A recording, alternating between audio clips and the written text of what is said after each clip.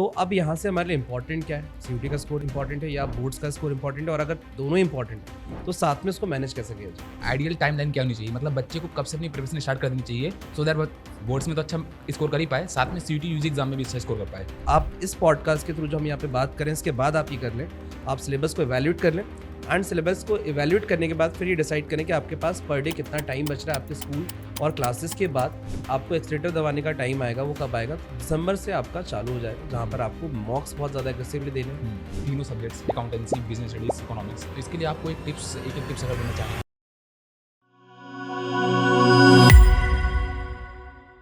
Hi everyone, welcome back to CUET by Supergrades.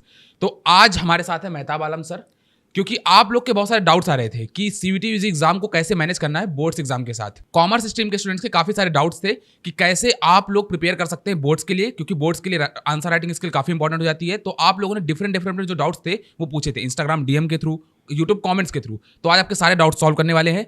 तो Mehtab sir, thank you very much, आपने अपना एक काफ़ी कीमती टाइम निकाला। बिल्कुल बिल्कुल, कोई बात नहीं। तो आप आज बच्चों के सारे डाउट्स हैं काफ़ी सारे, तो हम एक एक करके उस पर डिस्कशन स्टार्ट करते हैं। डेफिनेटली गौरव। तो सर, पहला क्वेश्चन ये है बच्चों का कि जो पहले एग्जाम होता था सीयूटी के पहले, बोर्ड्स के थ्रू बच्चों का एडमिशन होता था डिफरेंट यूनिवर्सिटीज़ में, अब सीयूटी एग्जाम के थ्रू होने लगा है।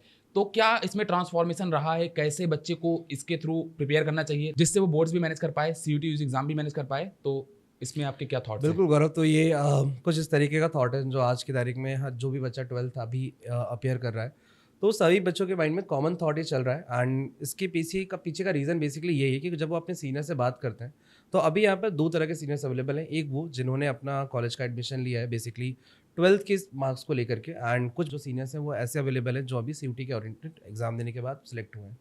सो अलग अलग मिक्सअप, बहुत सारी डाउट्स आते हैं, बहुत सारे थॉट्स आते हैं जो आपके करंट एग्जाम देने वाले बच्चे हैं, और इसकी वजह से बहुत ज़्यादा कंफ्यूज हो जाते हैं और ये क्वेश्चन अराइज हो जाता है कि सर हम तो बोर्ड्स भी देने वाले हैं एंड साथ साथ में सीयूटी भी देने वाले हैं, तो अब यहाँ से हमारे लिए इंपॉर्टेंट क्या है, सीयूटी का स्कोर इंपॉर्टेंट है या बोर्ड्स का स्कोर इंपॉर्टेंट है, और अगर दोनों इंपॉर्टेंट है तो साथ में इसको मैनेज कैसे किया जाए।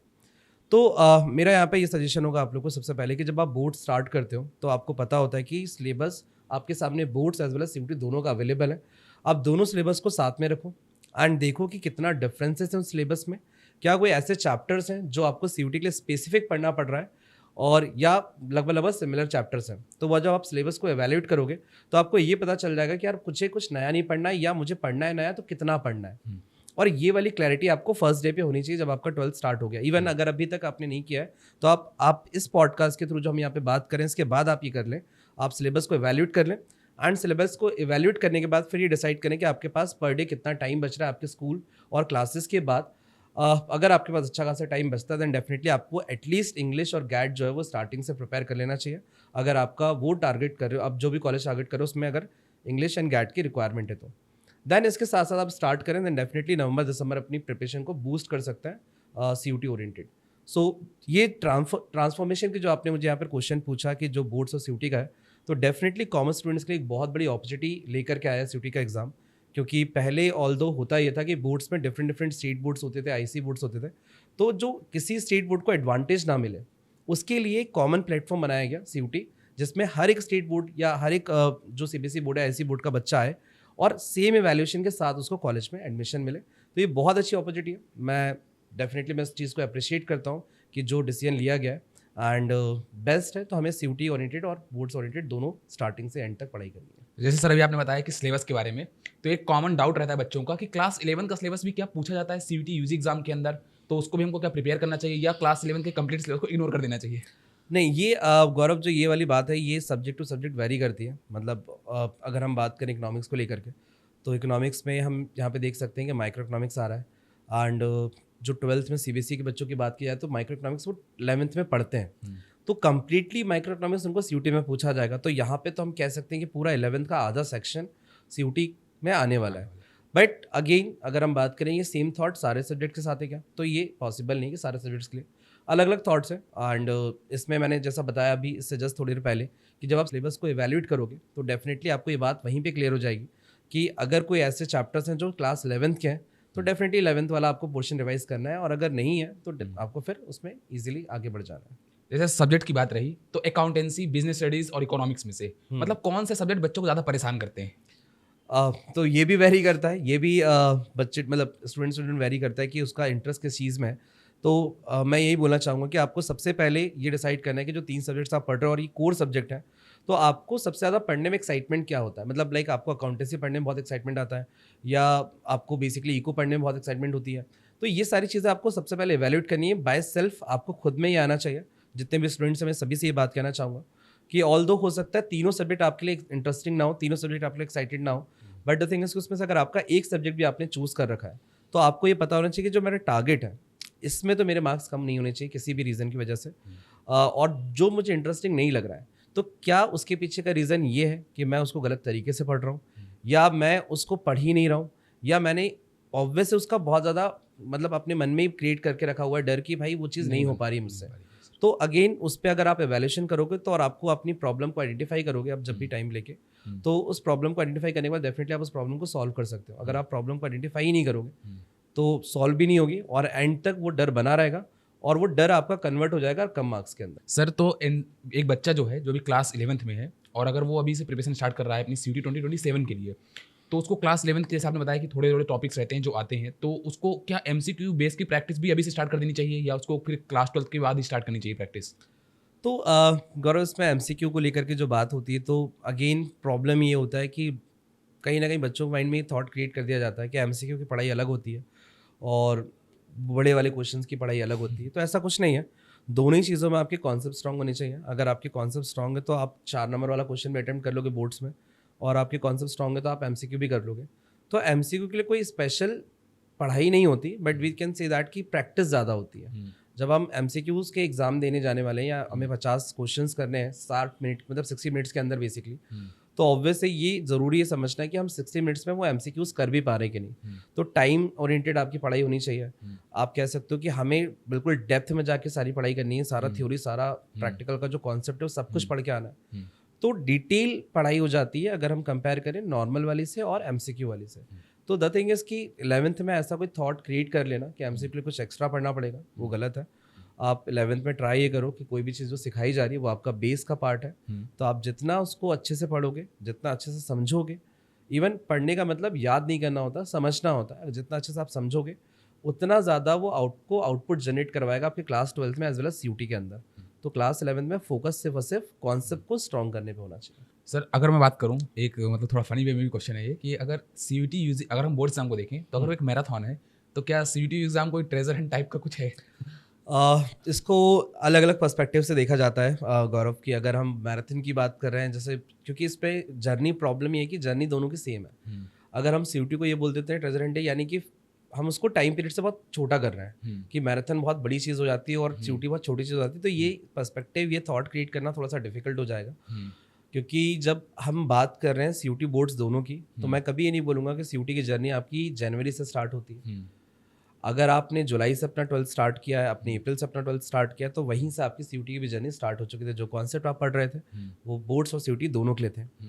तो ये चीज़ समझना बहुत ज़रूरी है कि जितनी प्रायोरिटी हम या जितनी रिस्पेक्ट या जितनी मेहनत हम बोर्ड्स के लिए करते हैं वो सारी इवैल्यूएट हो रही है, वो सारी कंबाइनली आपकी मर्ज हो रही है किसके साथ, CUT की प्रिपरेशन के साथ, और CUT में फिर अपन ज़्यादा करता है। तो इंटरेस्टिंग ज़्यादा CUT है क्योंकि वहाँ पर एकदम से बहुत कुछ करना होता है, बहुत सारे सब्जेक्ट एकदम से आ जाते हैं एंड सारी चीज़ें। बोर्ड्स थोड़ा सा हमारा एक पैटर्न हो जाता है, first time examination, second time examination, pre boards हो गए, तो कई बार हमारा एवेल्यूशन हो चुका होता है और फिर हम बोर्ड्स में एग्जाम देते हैं। बोर्ड्स का रिजल्ट आने से पहले हम CUT के लिए लग जाते हैं। तो जब हम CUT के लिए आते हैं स्पेशल, जब सिर्फ और सिर्फ CUT के लिए आते हैं, तो वहाँ पर हमारे पास बहुत सारा कुछ करने के लिए होता है, टाइम बहुत कम होता है, तो ये बहुत मज़ा आता है करने में। सर टाइम से याद आया कि एक आइडियल टाइम लाइन क्या होनी चाहिए, मतलब बच्चे को कब से अपनी प्रिपरेशन स्टार्ट कर देनी चाहिए सो दैट बोर्ड्स में तो अच्छा स्कोर कर ही पाए, साथ में CUT UG एग्जाम में भी अच्छा स्कोर कर पाए? सो डेफिनेटली यहाँ पर जैसे अपन गौरव डिस्कशन कर ही रहे थे इस चीज़ पे कि जो प्रिपरेशन जर्नी है वो स्टार्ट हो जाती है जुलाई से, अप्रैल से, जब भी बच्चा 12th स्टार्ट करता है। बट हाँ, कब एक्सलेटर दबाना है ये अपन को दिमाग में रखना चाहिए। जैसे हम फॉर एग्जांपल किसी जर्नी पे निकले हैं, तो मान लीजिए हम कोई ट्रिप पे निकले हुए हैं, तो हम धीरे धीरे चल रहे हैं अपनी नॉर्मल स्पीड पे चलते जा रहे हैं। बट जैसे हाईवे आता है वैसे हम अपनी स्पीड बढ़ा देते हैं, यानी कि हमने भाई क्लच दबा दिया और हम फुल स्पीड से जाने चालू कर देते हैं ताकि हम इजीली पहुंच जाएं।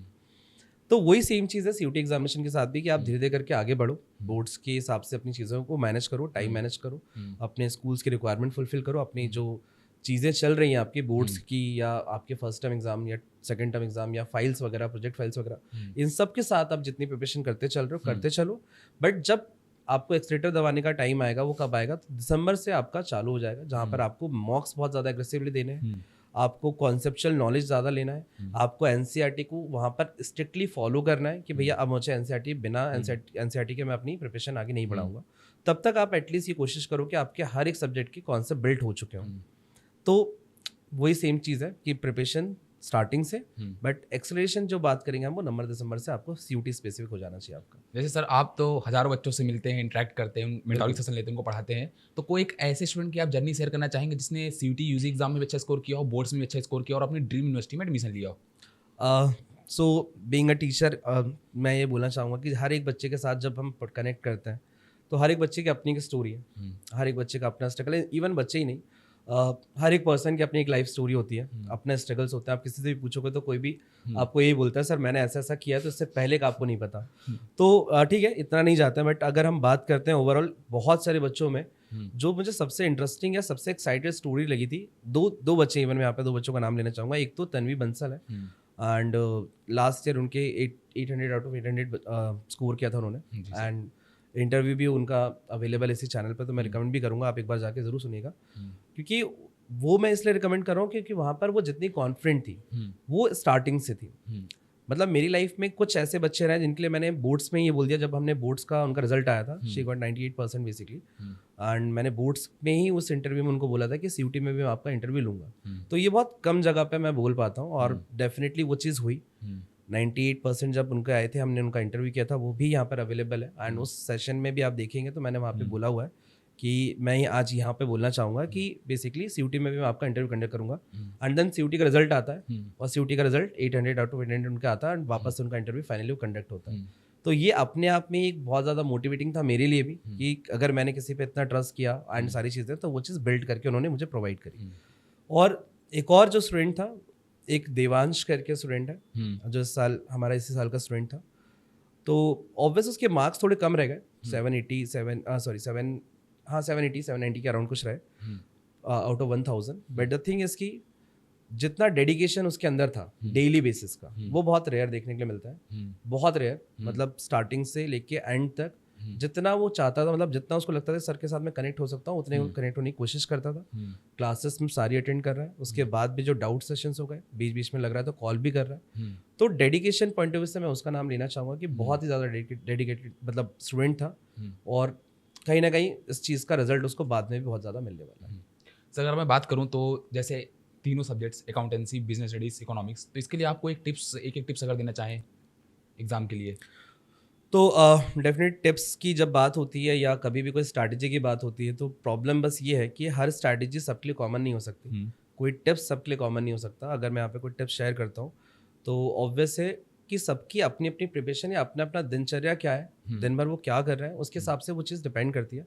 बट मैं ये ज़रूर बोलूँगा आपको कि अगेन जब आप अकाउंटेंसी पढ़ रहे हो, जैसा मैंने बोला कि कोई भी टॉपिक आप कभी भी पढ़ रहे हो, कहीं भी पढ़ रहे हो आप, तो आप ट्राई करो कि हर टॉपिक के बाद आपको ये क्वेश्चन अपने आप से करना है कि इस टॉपिक को हम रियल लाइफ में कैसे यूज़ करेंगे। अगर मुझे पढ़ाया जा रहा है पार्टनरशिप का, सपोज करो रिटायरमेंट, तो हमें रियल लाइफ में अगर हम 3-4 लोग मिलकर एक पार्टनरशिप हम चला रहे हैं और एक पार्टनर छोड़ के जाता है, तो उसके जाने से क्या क्या इम्पैक्ट आएगा, ये आपको रियल लाइफ में समझ में आना चाहिए। तो ये चीज़ आप फॉलो करो अपनी प्रिपरेशन जर्नी में। सेम चीज़ बिजनेस स्टडीज़ में भी रहेगी। बिजनेस स्टडीज़ में आप हमेशा पढ़ते टाइम अपने आप को बिजनेसमैन मानो कि भाई मैं अपनी कंपनी चला रहा हूँ, मैं एक बिजनेसमैन हूँ। तो अब मैनेजमेंट के जितने कॉन्सेप्ट्स आ रहे हैं, प्लानिंग करना है तो मैं कैसे करूँगा, ऑर्गेनाइजिंग करना है तो कैसे करूँगा, मुझे अगर स्टाफिंग करना है तो मैं कैसे टीम बिल्ड करूँगा। तो आपको खुद ब खुद ये पता होना चाहिए कि एज अ बिजनेसमैन मुझे सारी चीज़ सिखाई जा रही है बिजनेस स्टडीज़ में। तो जब आप रियल लाइफ से जुड़ करके पढ़ाई करोगे ना, तो जब केस स्टडी बेस्ड क्वेश्चंस आते हैं तो वहाँ पे यही पूछा जाता है कि अगर आप मान लो हर्षित हो, तो हर्षित के साथ साथ ये कंडीशन आ गई, तो हर्षित को अब इस चीज़ से ओवरकम करना है, इस प्रॉब्लम को सॉल्व करना है। तो अगर आपने हर कॉन्सेप्ट को अपने ऊपर लेके पढ़ा होगा तो डेफिनेटली आप उसको सॉल्व कर लोगे। एंड बात रही इकोनॉमिक्स की, तो इकोनॉमिक्स में मैं बस यही बोलूँगा कि इकोनॉमिक्स को कभी भी मतलब ये मत सोचिएगा कि बहुत ईजी सब्जेक्ट है। मतलब जिस टाइम आपने सोच लिया, मोस्ट ऑफ द टाइम ये सोचा जाता है कि यार इकोनॉमिक्स ऐसा है कि मैनेजमेंट में पढ़ लूंगा, अभी तो अकाउंटेंसी पे ध्यान देता हूँ। बट ये गलती मत करिएगा। इको में आपको ये क्लियर रखना है कि इको की जितनी भी चीज़ें हैं वो आपकी चीज़ें बुक्स में बहुत लिमिटेड दिखती हैं, बट उसकी अंडरस्टैंडिंग बहुत ज़्यादा है। तो ट्राई करें जहाँ भी आप पढ़ रहे हैं इकोनॉमिक्स एंड ऑल सारी चीज़ें, वहाँ पर आपके क्वेश्चंस अंदर से बहुत अराइज होने चाहिए। आप ट्राई करो कि एक कॉन्सेप्ट पे आपके 5-5 क्रॉस क्वेश्चंस आप करें जो भी आपके सामने फैकल्टीज हैं, और वो 5 क्वेश्चंस के आंसर आपको मिले। तो जब ये सारी चीज़ें आप लेके चलोगे तो डेफिनेटली आप बहुत अच्छा स्कोर करोगे, और जो भी आपने गोल डिसाइड किया हुआ है वो गोल को आप अचीव करोगे। जैसे कि काफ़ी कॉमन डाउट था बच्चों का कि जैसे बच्चा प्रिपरेशन कर रहा है बोर्ड एग्जाम के लिए, तो उसमें आंसर राइटिंग स्किल काफ़ी इंपॉर्टेंट हो जाती है और अचानक से उसको स्विच कर जाना पड़ता है एमसीक्यू क्वेश्चंस के लिए, तो उसको बहुत प्रॉब्लम फेस होती है। तो अगेन वही मेरा क्वेश्चन कि सर वो मतलब बच्चे नहीं मैनेज कर पाते आंसर राइटिंग स्किल को और एमसीक्यू को, तो उसको कैसे बैलेंस करना चाहिए? तो बैलेंस करने का मतलब अगर ये थॉट भी क्रिएट कर लिया, मैंने जैसे आपको बताया था थोड़ी देर पहले भी बोला मैंने कि सारे स्टूडेंट्स को कि एमसीक्यूज़ की अगर हम बात कर रहे हैं तो एमसीक्यूज़ को कभी आप डिफरेंशिएटर मानो ही मत कि एमसीक्यूज़ हैं तो कुछ अलग से पढ़ना एंड ऑल समथिंग। आप आंसर राइटिंग करो चाहे आप एमसीक्यूज़ करो, अगर आपके कॉन्सेप्ट स्ट्रॉन्ग है तो आपको दोनों चीज़ों में इशूज़ नहीं जाएंगे। जब आपको आंसर राइटिंग की रिक्वायरमेंट होगी आप वहाँ पे आंसर राइटिंग कर पाओगे, जब आपको एमसीक्यूज़ की रिक्वायरमेंट होगी तो आप एमसीक्यूज़ कर पाओगे।